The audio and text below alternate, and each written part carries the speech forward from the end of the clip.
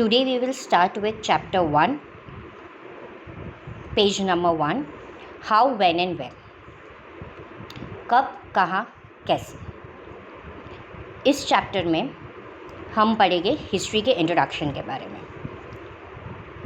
History कैसे dates और events से रिलेटेड है. फर्स्ट चैप्टर में अलग अलग हिस्टोरियंस, ब्रिटिश के हिस्टोरियंस, इंडिया के हिस्टोरियंस के व्यूज़ बताएंगे कि उन्होंने हिस्ट्री के कैसे सोर्सेस किए हैं और कैसे हिस्ट्री को डिवाइड किया हुआ है अलग अलग इवेंट्स में.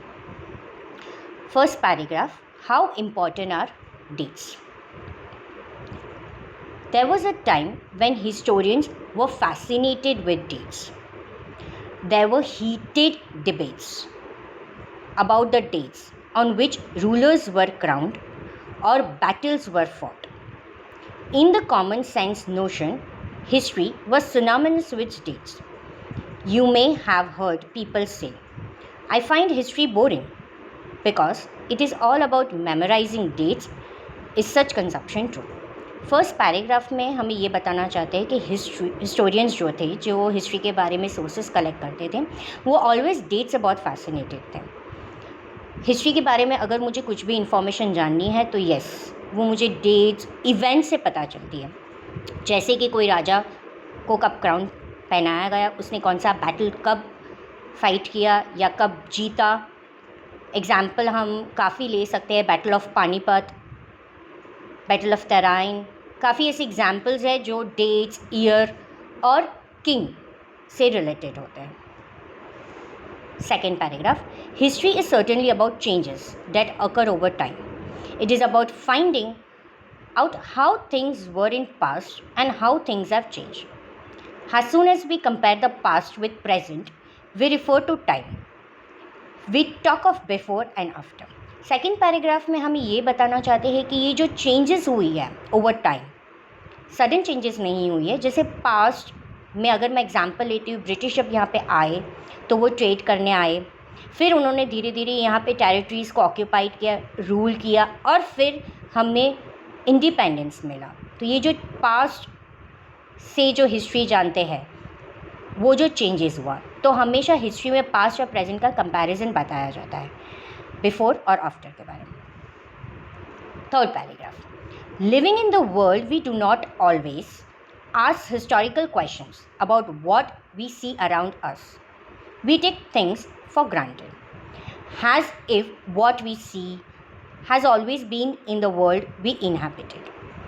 But most of us have our moments of wonder when we are curious and we ask questions that actually are historical. Watching someone sip a cup of tea at a roadside tea stall, you may wonder, when did people begin to drink tea or coffee?